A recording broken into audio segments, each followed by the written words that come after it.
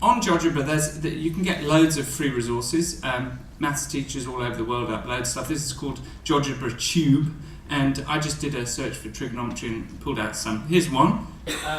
What this does is it shows you the graphical interpretation of all the 6 trig functions. So you should be familiar. Anyone who's not familiar with why the unit circle produces the y coordinate being sine, the x coordinate being cos, and we've got primary teachers here as well who may not be familiar. Let me just quickly show you. On a unit circle,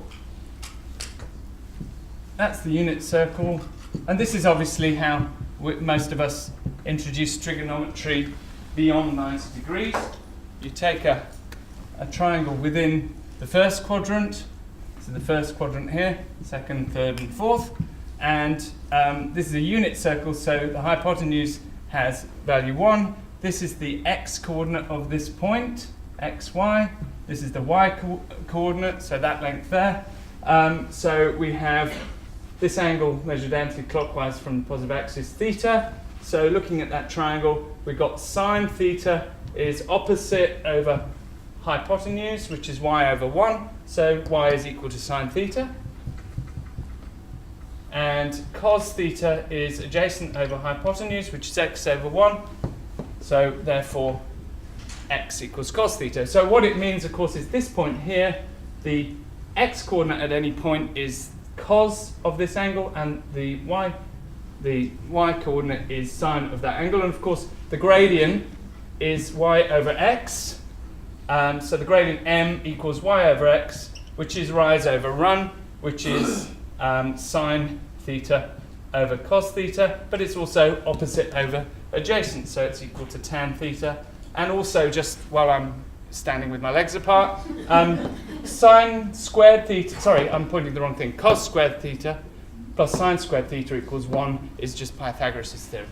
You can move this red point here, and you can see how sine and cos, the blue and the red, change. And the tan is a really good one because this tan theta here, if you just think of that as, p, then tan of this angle is p over this distance, which is 1.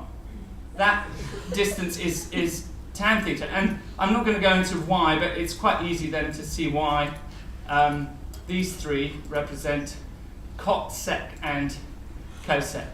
Okay? But it's pretty cool. You can go all the way around and see how they vary.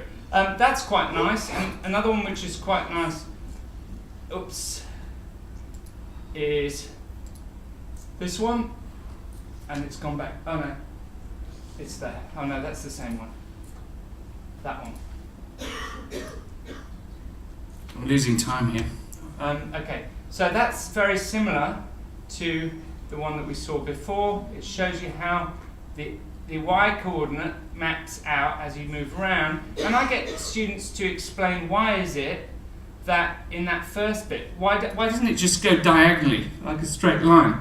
And they prove to me, which basically means they explain, that in this first bit here, it goes up very, very quickly as the angle increases. So over here, it goes up really, really quickly in that first little bit, so that by the time you get to 30 degrees, you've already gone halfway up. And then it slows down because of the arc of the circle. So that's really quite conceptual learning. What else have I got? Okay.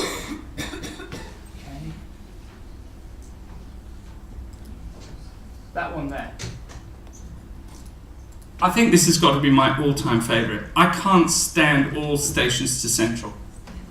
I can't stand it. It's the epitome of not understanding what you're doing. And that's not to say, sorry, I'm just doing this because that lady over there can't see me. It's probably a relief for her, but anyway. So look, this is great because watch what happens. As I move that, you can see the 2 places where, on the unit circle, where sine of the angle is, in this case, 0.62 or minus 0.3. And you can see it working. And that's just such a beautiful dynamic graphic. And then you can do it for, sorry, I meant to do for cosine. And you can see as you change it what happens. And it's pretty obvious that cosine is going to be positive in this quadrant here and in this quadrant here, because you can see cosine is the x-coordinate and cosine is going to be negative here. You don't need all stations to central. You do the same with tan, being the gradient is obviously positive here and here. Sorry, that's supposed to be a straight line, yeah. And it's negative here because the slope's negative. Cool. Right. Oh, you'll love this.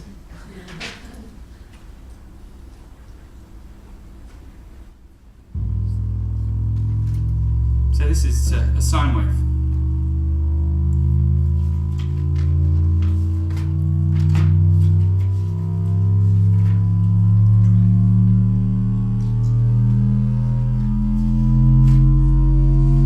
It's going through all the range of human hearing. And of course sound is a longitudinal wave, so it's caused by the particles in the air, the molecules being vibrated in this direction. Electromagnetic radiation is a transverse oscillation. I'm going to cut to a little bit nearer the end, just because I want to get through various slides. Hands up if you still hear it. Still hear it? Put your hand down when you stop hearing it.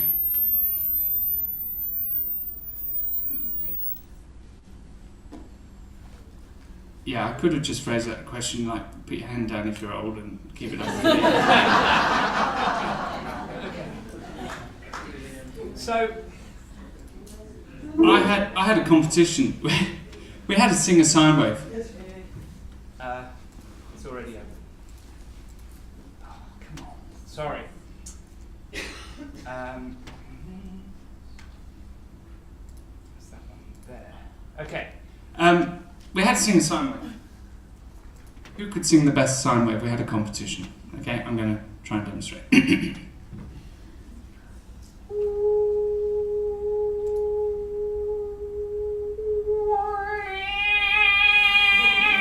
Okay, I did that deliberately.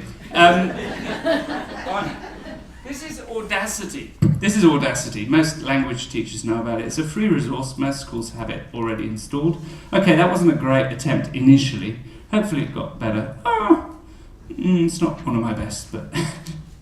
and then, okay, it sort of vaguely resembles a sine wave at this point. It's the purest of sound, a sine wave. And then as you go further along... Oh, look at that! That's pretty... I think a round of applause. No. And then look what happens when you get more and more harsh. You get all these overtones cropping up. I mean, that was actually just clipping because I was too loud. But look, it's the same frequency, same time period, but you can compare and you can measure it with a board ruler, same time period, but more frequency, so you get a more complicated waveform. And that's really interesting. You can start talking about Fourier series and things. Hang on.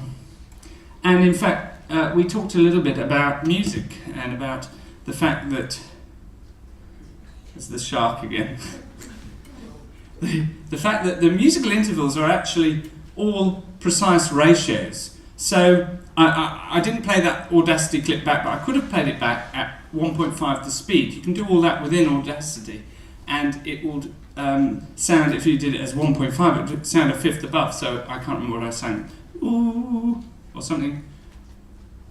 Ooh, or something. Yeah, that's about a fifth. And these are what are called the just scales. But interestingly, in music, all of the 12 semitones have an exact ratio, which are displayed here. But in different keys, that means that you'd have to tune an instrument to the key you were playing in. And when they used to play, originally they did tune instruments for every key, and when they came up with the idea of a piano, and equal tempered scale came about, and these are the approximations to the ratio using equal temperament. And then J.S. Bach came up with this wonderful thing called the well-tempered clavier. That's the front of it. It's in German, so I won't read it out in German. And I'm going to read out something from Wikipedia here, which is obviously the font of all knowledge. The just scale, sometimes referred to as harmonic tuning or Helmholtz scale, occurs naturally as a result of the overtone series. Simple systems such as vibrating strings or air columns, you could actually get a member of the class to bring in a stringed instrument and actually play harmonics on it to demonstrate. The equal tempered scale was developed for keyboard instruments such as the piano, so they could be played equally well or badly in any key. It's a compromised tuning scheme. Equal tempered system uses a constant frequency multiple between the notes of a chromatic scale. Hence, playing in any key sounds equally good or bad depending on your point of view and how good your hearing is and whether you have perfect pitch. 1722, J.S. Bach produced the well-tempered clavier, which was a composition of preludes and fugues in all 24 keys, major and minor. So that's just a little bit more information. I think I'm going to just move on from that.